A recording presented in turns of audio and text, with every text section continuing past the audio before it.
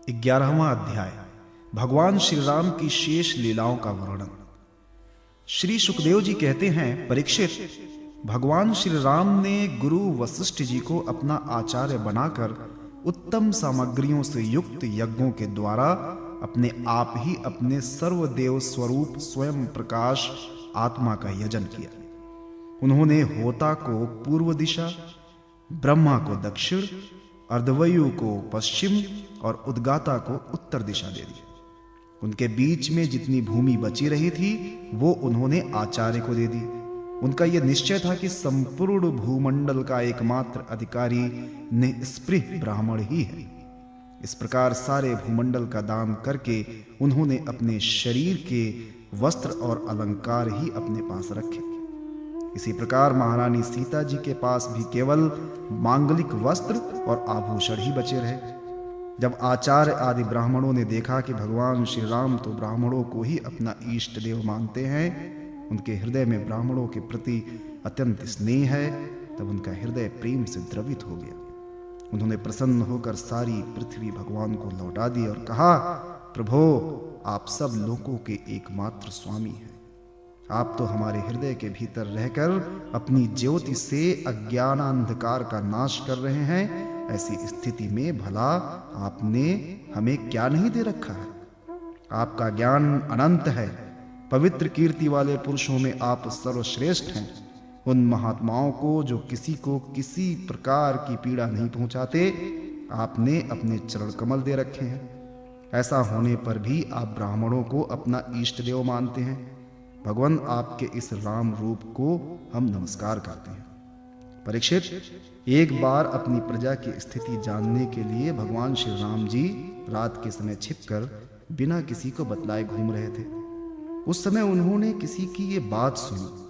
वो अपनी पत्नी से कह रहा था, अरे तू दुष्ट और उल्टा है। तू पराए घर में रहकर आई है। स्त्री लोभी राम भले ही सीता को रख लें, परंतु मैं तुझे फिर नहीं रख सकता। सचमुच सब लोगों को प्रसन्न रखना टेढ़ी खीर है, क्योंकि मूर्खों की तो कमी नहीं है। जब भगवान श्री राम ने बहुतों के मुख से ऐसी बात सुनी तो वे लोकापवाद से कुछ भयभीत से हो गए। उन्होंने श्री सीता जी का परित्याग कर दिया और वे वाल्मीकि मुनि के आश्रम में रहने लगे। सीता जी उस समय गर्भवती थी। समय आने पर उन्होंने एक साथ 2 पुत्र उत्पन्न किए। उनके नाम हुए कुश और लव। वाल्मीकि मुनि ने अपने जातक कर्मादि संस्कार किए। लक्ष्मण जी के 2 पुत्र हुए, अंगद और चित्रकेतु। परीक्षित, इसी समय भरत जी के भी 2 पुत्र हुए, तक्ष और पुष्कल, तथा शत्रुघ्न के भी 2 पुत्र हुए, सुबाहु और श्रुतसेन। भरत जी ने दिग्विजय में करोड़ों गंधर्वों का संहार किया। उन्होंने उनका सब धन लाकर अपने बड़े भाई भगवान श्री राम की सेवा में निवेदन किया। शत्रुघ्न जी ने मधुवन में मधु के पुत्र लवण नामक राक्षस को मारकर वहां मथुरा नाम की पुरी बसाई। भगवान श्री राम के द्वारा निर्वासित सीता जी ने अपने पुत्रों को वाल्मीकि जी के हाथों में सौंप दिया और भगवान श्री राम के चरण कमलों का ध्यान करती हुई वे पृथ्वी देवी के लोक में चली गई। ये समाचार सुनकर भगवान श्री राम ने अपने शोकावेश को बुद्धि के द्वारा रोकना चाहा, परंतु परम समर्थ होने पर भी वे उसे रोक ना सके, क्योंकि उन्हें जानकी जी के पवित्र गुण बार बार स्मरण होया करते थे। परीक्षित, ये स्त्री और पुरुष का संबंध सब कहीं इसी प्रकार दुख का कारण है। ये बात बड़े बड़े समर्थ लोगों के विषय में भी ऐसी ही है। फिर गृहासक्त विषयी पुरुष के संबंध में तो कहना ही क्या है। इसके बाद भगवान श्री राम ने ब्रह्मचर्य धारण करके 13,000 वर्ष तक अखंड रूप से अग्निहोत्र किया। तदनंतर अपना स्मरण करने वाले भक्तों के हृदय में अपने उन चरण कमलों को स्थापित करके, जो दंड कवन से कांटों में बिछ गए थे, अपने स्वयं प्रकाश परम ज्योतिर्मय धाम में चले गए।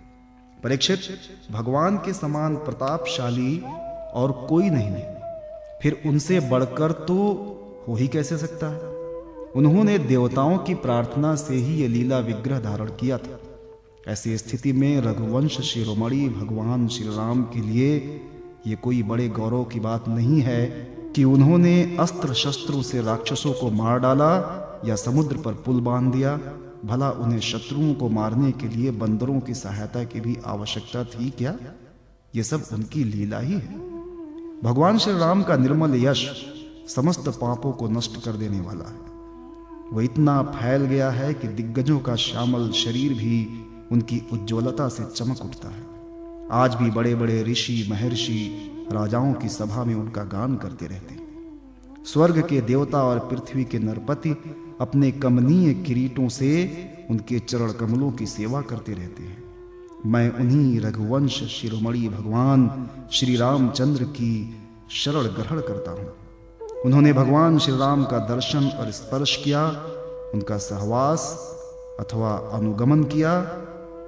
वे सब के सब तथा कोसल देश के निवासी भी उसी लोक में गए जहां बड़े बड़े योगी योग साधक के द्वारा जाने जाते हैं। जो पुरुष अपने कानों से भगवान श्री राम का चरित्र सुनता है उसे सरलता कोमलता आदि गुणों की प्राप्ति होती है। परीक्षित, केवल इतना ही नहीं, वो समस्त कर्म बंधनों से मुक्त भी हो जाता है। राजा परीक्षित ने पूछा, भगवान श्री राम स्वयं अपने भाइयों के साथ किस प्रकार व्यवहार करते थे तथा भरत आदि भाई प्रजाजन और अयोध्यावासी भगवान श्री राम के प्रति कैसा बर्ताव करते थे? श्री सुखदेव जी कहते हैं, त्रिभुवनपति महाराज श्री राम ने राज सिंहासन स्वीकार करने के बाद अपने भाइयों को दिग्विजय की आज्ञा दी और स्वयं अपने निजजनों को दर्शन देते हुए अपने अनुचरों के साथ वे पुरी की देखरेख करने लगे।